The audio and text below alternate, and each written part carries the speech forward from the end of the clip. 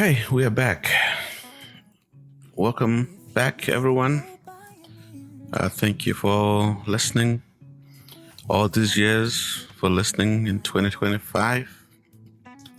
Really had a good time with the shows and the episodes that we released for season 5. And looking forward to 2026. Hopefully, we'll be delivering more good content, great content. Something that you guys will enjoy. Again, don't take it for granted that you all choose to spend your valuable time listening to our humble podcast. Hope that it's bringing value to you and that you're finding something worthy. I enjoy doing this. My family enjoys doing this. So thank you so much. So this is season 6, episode 1. And we're going to pick up where we left off with season 5.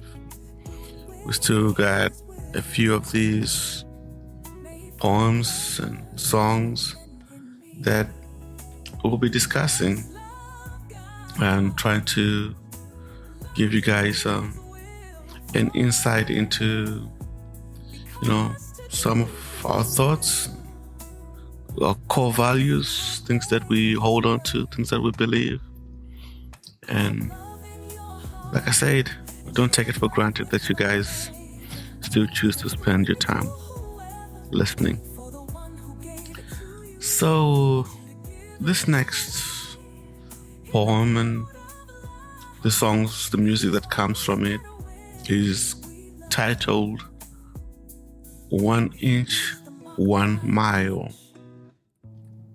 And the title comes from when I was young. I first heard this saying, and my mind tells me that the earliest time or situation where I would have had been exposed to this would have been probably at a soccer or football game, where if someone takes aim like a shot at goal, and if they miss, it doesn't really matter how wide they miss the goal. A miss doesn't count as a goal. So that's the thinking behind this. So when you hear me talking about it, that's kind of the philosophy behind it. That there's some things in life where you just have to score. You just can't get close enough. Where getting close enough doesn't count,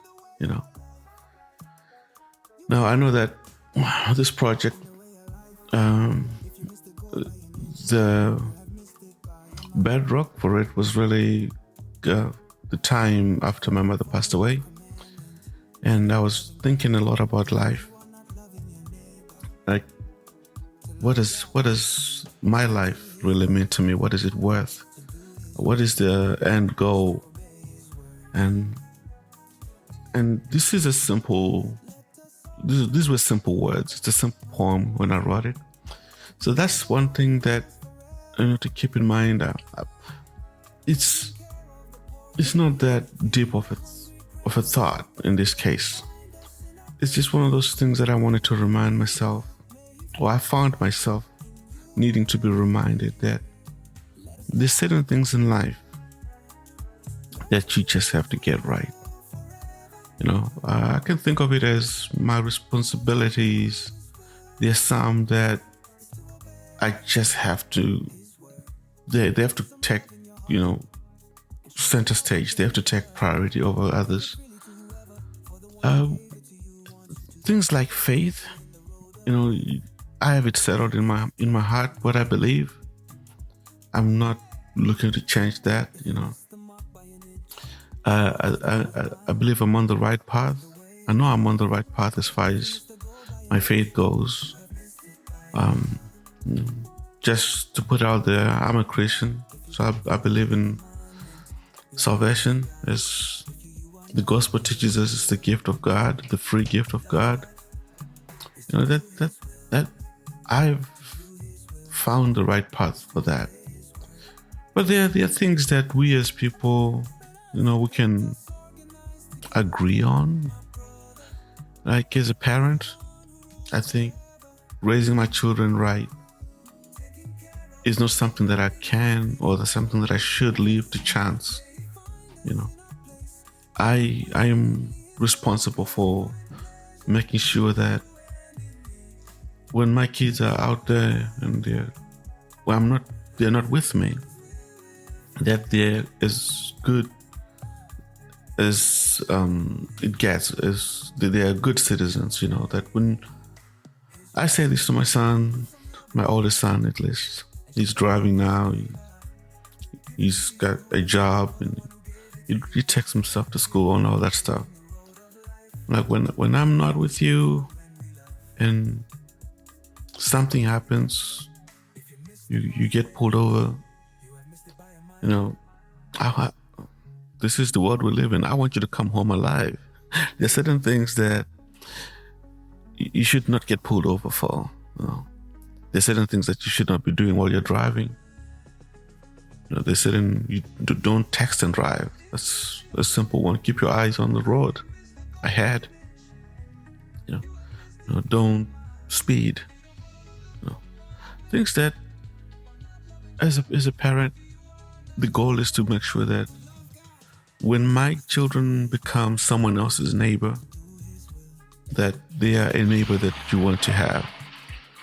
So it's one of those things that if I don't do my job, if I don't do my part, then I can't expect my kids. Well, they could, but I should not expect them to raise themselves and make up for my failures. So that's a like a high level thing, but very important thing, a very important part of life. That when I say in the way of life, if you miss the goal by an inch, you've missed it by a mile. Something like that. Something like raising good people. I have to be the one who sets the foundation for that. I don't want my neighbor having to correct my child. I don't want the police later on in life, having to say, well, this kid just isn't right. I don't want the prison system to be the ones that says, well, let's try and reform this person. So there's some things that are important, so important that we don't want to not give them our best. Now, going back to what I say is the bedrock, my thoughts about my mother and her time, the time that I had to spend, that I got to spend with her. These are things that were emphasized in our home growing up. Doing right by anyone, by everyone, was not like an option. We just were taught to do right. One of the things that I've told some folks, people who know me, is the value of hard work. My father had some formal education, but the way he earned a living was mostly by working with his hands. In today's world, the way we use language today, you would be considered a collision repairman, someone who works on cars that have been in accidents, and he would take any car that was brought to him in some kind of collision, and whether it's the front end or side impact or rear end, you would find a way to, straighten it out. And yeah, I know that nowadays, because I have my brother who does the same kind of work, you can replace a lot of things easily. But back then in Zimbabwe, it was more cost effective for the people who brought their work to him, for him to just repair the same old parts, You straighten out those mangled pieces and put some body filler on those, reshape things, and then paint. And folks would come and pick up their cars and they would be looking like brand new. And there were no shortcuts in the work that he did. There was, it's not as mangled as it was when it showed up. No one wants that. No customer says, make it loose mangled, make it. No, they want the car to look the way they remembered it, the way it looked when they got it, So that aspect of hard work was always a goal. Like let do the work. If you're gonna take someone's money and you tell them the job is gonna take this much time and it's gonna cost this much, you either have a happy customer, you don't have a happy customer. And if the goal is to have a happy customer, then you do what it takes. I think I've talked about my mother a lot. Her work was similar. The things she made with her hands, whether it was knitting things for babies, lots of newborn babies, the clothes that they wear from the hospital, their going home clothes, those are special to the parents. A lot of those are keepsakes. And my mother made things like that. She would knit little jerseys. We call them jerseys. You might call them little sweaters. You might call them sweaters, depending on where you are. The little hat, the booties that go along with that. And, those things are special. I've had kids. We've prepared for each one. We've taken things to the hospital and said, hey, this is how we're going to dress them, on the way before we leave the hospital. It's very intentional. And those things mean a lot to us. I don't know how much of that we've kept. My wife would be the one to say. But if my mother were to say to an expecting mother, hey, I can do this for you and it'll cost you X amount of dollars, and she delivered something subpar, that would be disappointing, to the parents and, to the moment that they were hoping to create. So both my parents understood the value of setting goals and knowing that those goals not only impacted them, but would have an impact later on the lives of others. And that's an aspect of goal setting. I think that's important to keep in mind. That is, we go through life and we are focused on achieving certain things in our lives. Those achievements are not just for us. They also impact other people, either directly or indirectly. In the case of both my parents, you have paying customers, but you are also going to affect how people might feel about. In the case of my father, people might walk away. If they don't walk away happy, they might walk away thinking, "Man, these collision repair people, they always want to take your dollar."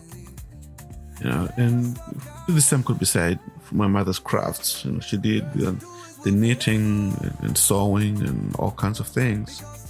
And so we need to always keep in mind that the things that we do, even if they're personal goals to maybe achieve a certain level of earning or an income.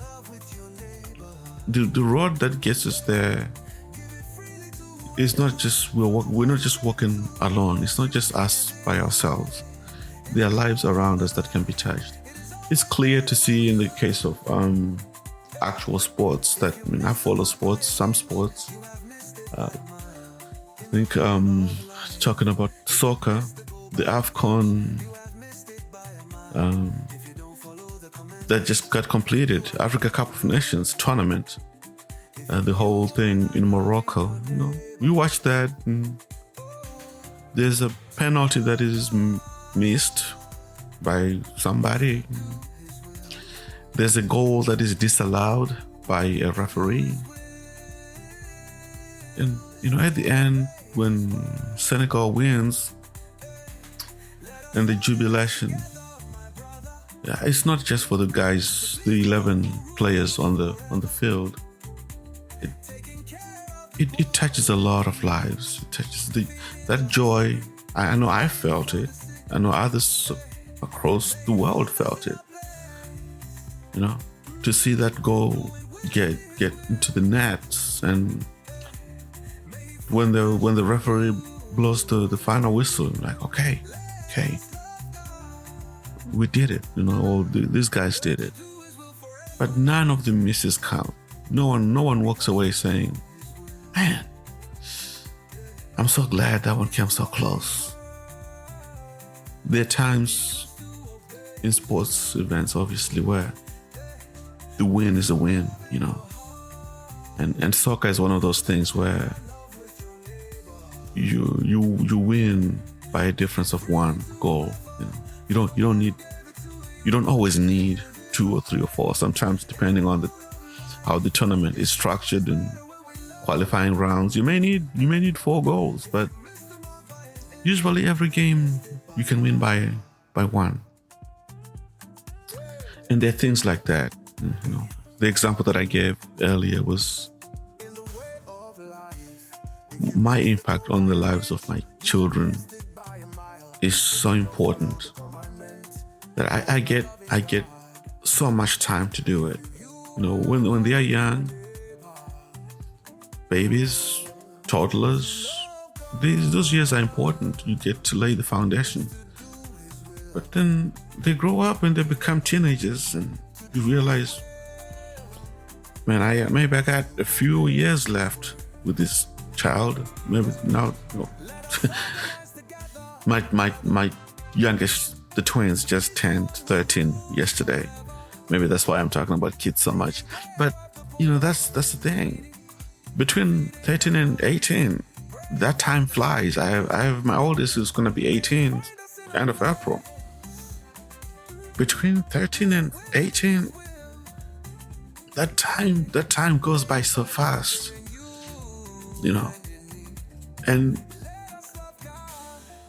it's crucial that, for me at least, that I put my finger on those things that are important, that I help direct them towards success and things that are critical, where success will have a lifetime impact.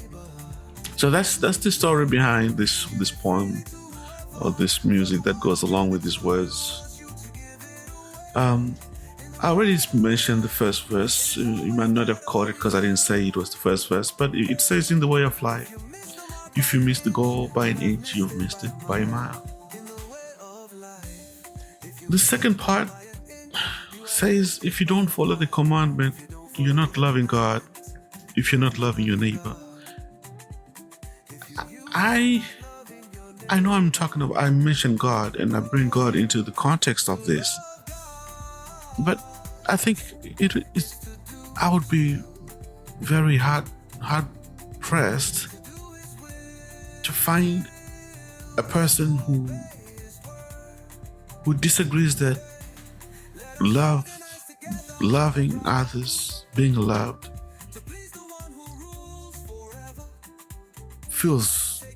makes life worth it, feels good, is success in itself. And I already mentioned the aspect of affecting others by, how we pursue our goals and how we instruct, especially our children, to live life.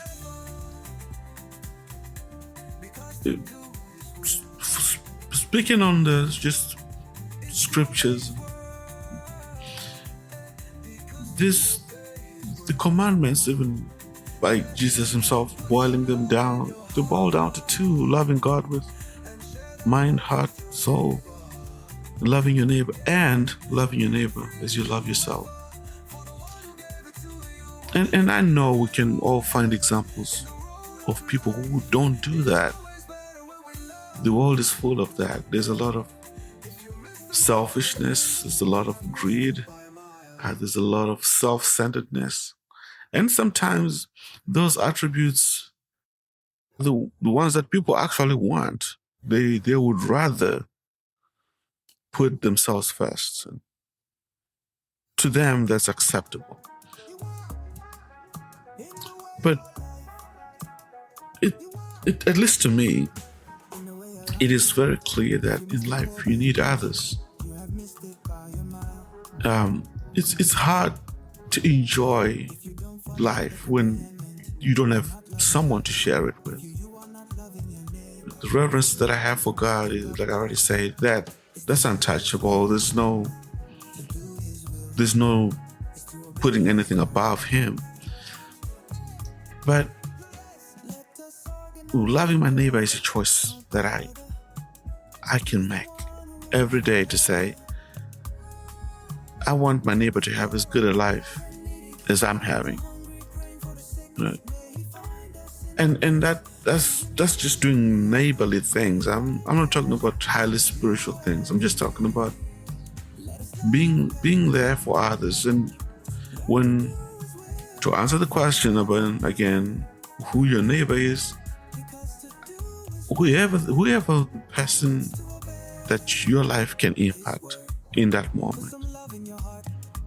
It doesn't have to be the person in the house next to yours or just living within your actual neighborhood.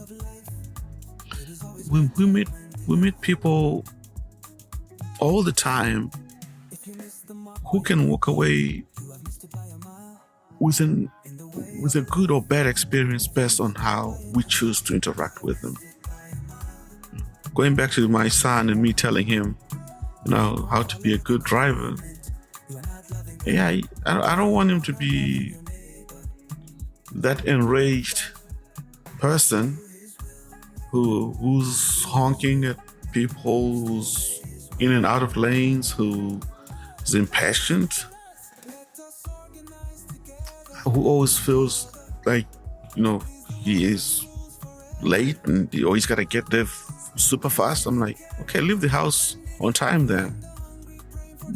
Don't get mad at someone who's driving the normal speed of traffic because you made a poor decision and left the house too late to get to school on time or something like that. So that question about who our neighbor is, I think, just look around you and look at the people whose life are impacted by choices that you make. And then choose what your goal is going to be. Are you going to be kind? Are you going to be loving? Are you going to be hospitable, generous? Whatever it means to that person. Can that be your goal in that moment, to be that person? So they can also have an experience that they can say, well, maybe for them, that could be the measure of meeting the goal for the day. We live a life nowadays where a lot of people have a lot of anxieties. They carry so much weight, and maybe success for them depends on how the world interacts with them. Maybe their goal is to just make it through the day without panicking, without having to fear that, maybe today is just going to be as bad as the others have been. Again, you don't know what anyone and everyone's circumstances truly are. But if you think about your life, your lived daily experiences, what success looks like, and what failure looks like. And sometimes career-wise, those things are easy to define. I know that many of us have heard people talking about earning six-figure incomes. Okay, that can be a goal, but you can still be happy with before you get there. And you might get there and realize maybe that's not enough anymore. So some goals in life, you can be like, maybe the way I defined it, maybe I can adjust. I can make an adjustment. Maybe instead of defining the goal of happiness based on what you earn, it could be just goal is happiness. Am I happy with the life that I am living? Am I happy with the choices that I'm making? The spouse, if you have kids, or some of those other choices could be a better definition of prosperity. I guess, if you read the Declaration of Independence for the U.S. and you read maybe the preamble, all men are created equal, and one of the things that our Creator has endowed us is this freedom to pursue happiness or to pursue prosperity. And how you define that might make it easier to define the other goals and supporting milestones that get you there. So, again, where your life is leading you and where your life is leading others is something to consider. You're talking about neighbors being a much broader term than just the people who live in your vicinity. Your neighbor could be the people in your house. For me, my wife and my kids. Do I love them the same way I love myself? That's a very important thing to be able to do, to come to terms with, to define for myself. Do I love my wife and my children the way I love myself? Before I even go outside the house, am I doing enough for them? And the next part says to love God is to do His will. To do His will is to obey His word. And I don't want to be preachy when I'm talking about this, but there is goodness and then there's the opposite of that. When I think about the way I define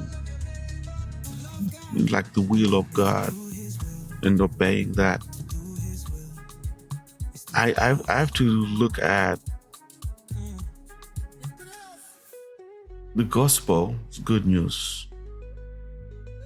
I think there's good intent behind everything that God has designed for me. So good should be coming out of me.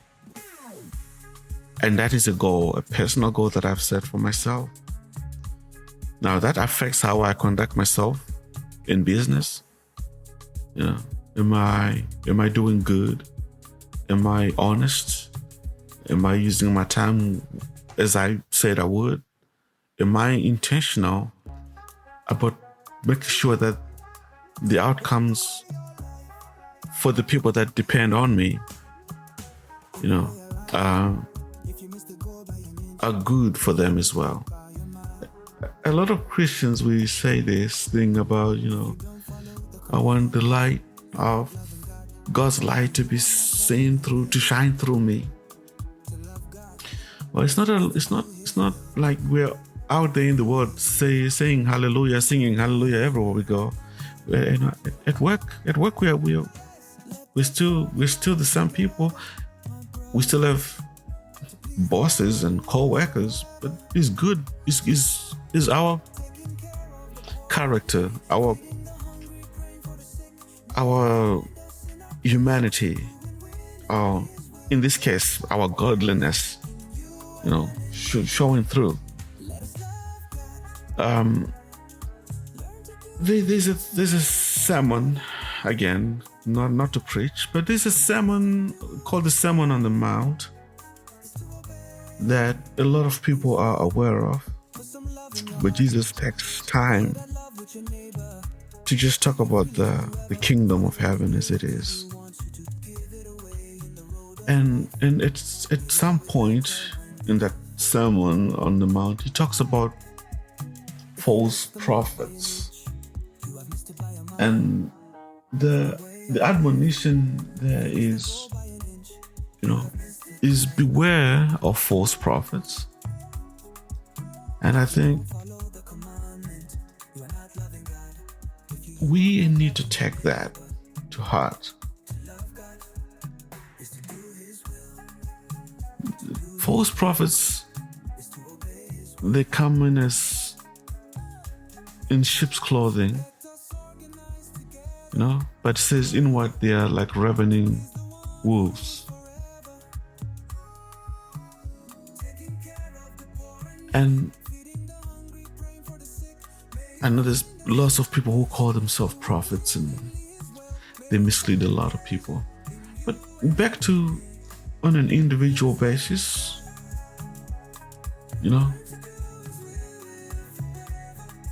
if someone is following your example, where are they going to end up?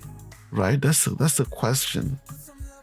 You may not go around calling yourself a prophet or anything like that.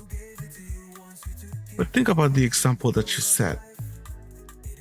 When you go out there, and if someone else is going to do what you do, if you lie, if you cheat, if you steal, if you tell a bunch of white lies, if you are deceptive in business, if someone else is doing that, most of us, we don't like it when others do that to us. If someone lies to us, we are so righteous and indignant about it, We are pointing the finger at somebody.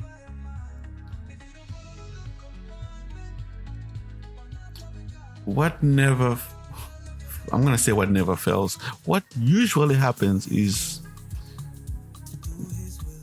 false people get exposed.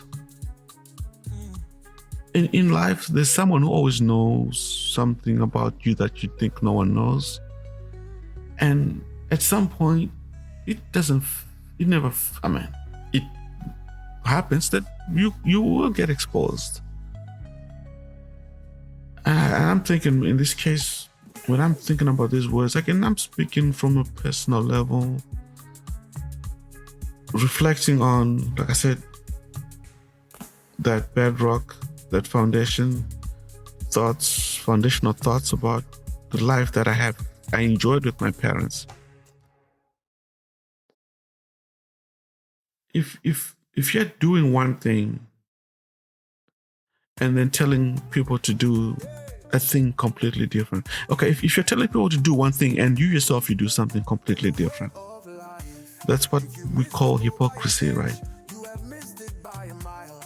You tell people, this is the way it's done. This is the way it should be done. But when it comes to you, there's an aside. There's but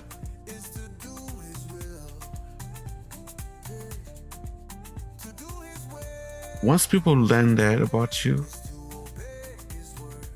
they would rather follow your example because, hey, it's working for you.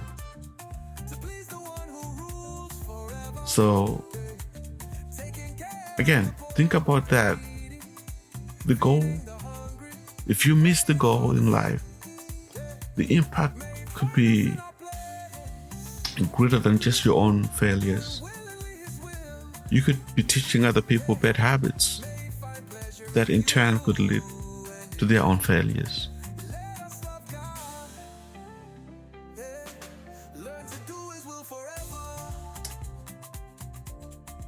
There are certain phrases in this that kind of repeat. So I'm just gonna maybe wrap it up this. I'm gonna wrap it up. Let's see if it actually happens this way.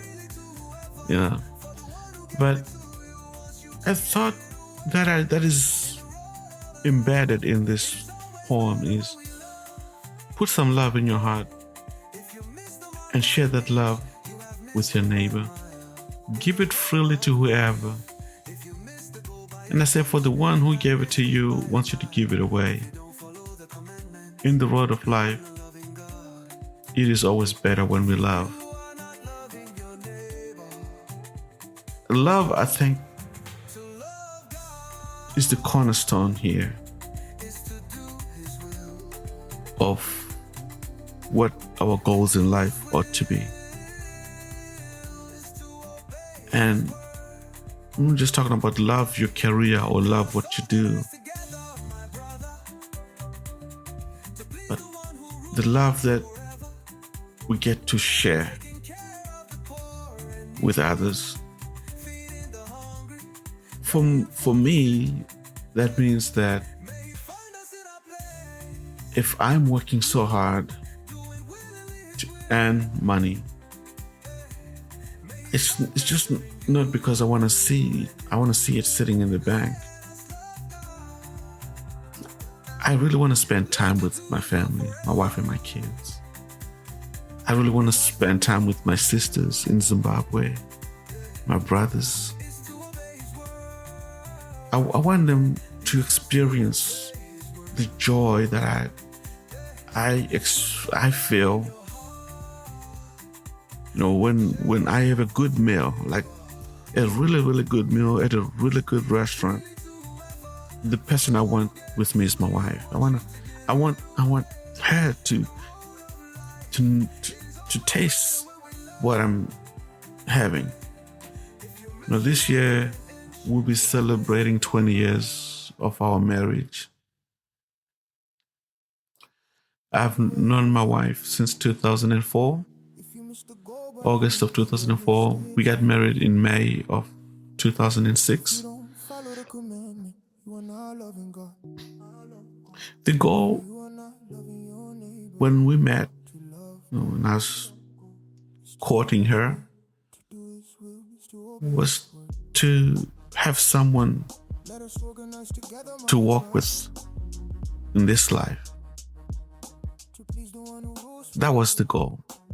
I really wanted, I wasn't just trying to date around, Young people, sometimes, you think you want that.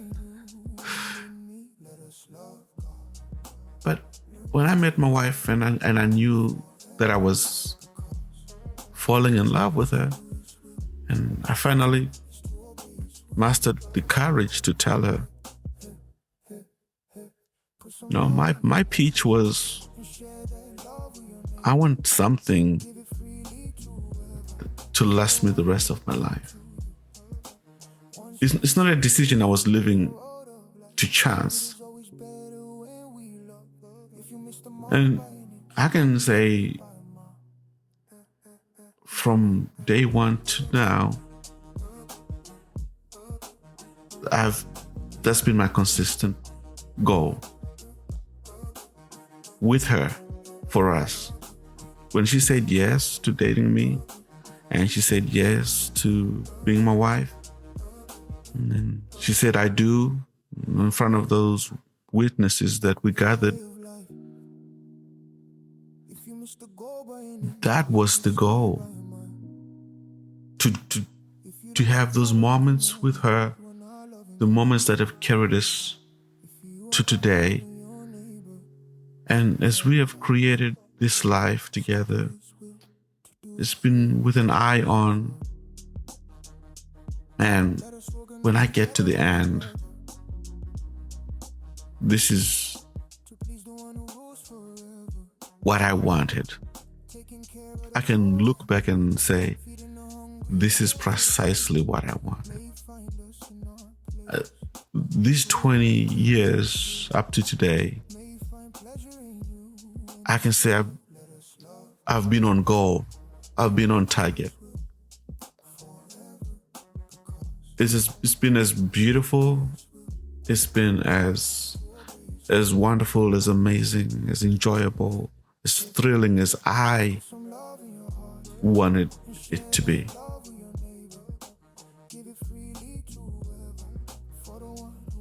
But it's because I really chose love. I wanted that. I wanted that experience of loving somebody till the end. We've added kids to the mix. Again, before we had these children, we talked about these children. I remember, as young people, as young as we were then, we would go on walks and we would be talking about how many children do we want? And my number was always 4 or 5, because I come from a reasonably large family, reasonably being. My mother had 8 children.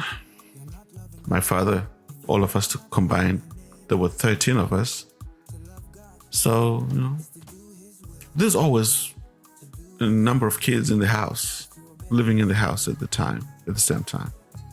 So I wanted that feeling. We not only talked about how many, but we talked about names. Hey, it would be nice if we have a girl, would name her this.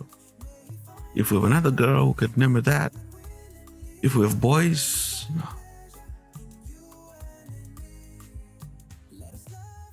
that's what our dating life, that's what our life as a couple engaged, when we're engaged. That's what our life was the first years of our marriage before we had kids. Setting goals out of love for children we didn't even have. Decisions about, now we have the children, now we have to raise them, educate them. Who's gonna be the breadwinner here? Okay. What role does each individual play? When our children were faced with challenges, like in school, who does what? Who shows up when it matters? When the other one cannot be there, is there faith, confidence that whichever parent shows up, they're going to make a decision that's consistent with the goals that we've set? And I can say up to now, we've traveled that road faithfully.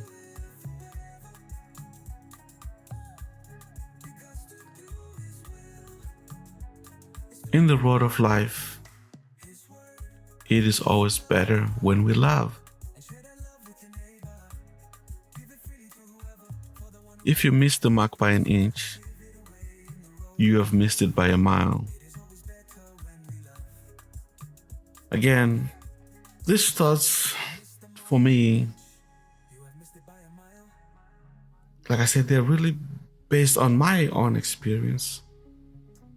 What I've seen that worked in my parents' lives, and also what I've experienced that has worked in mine.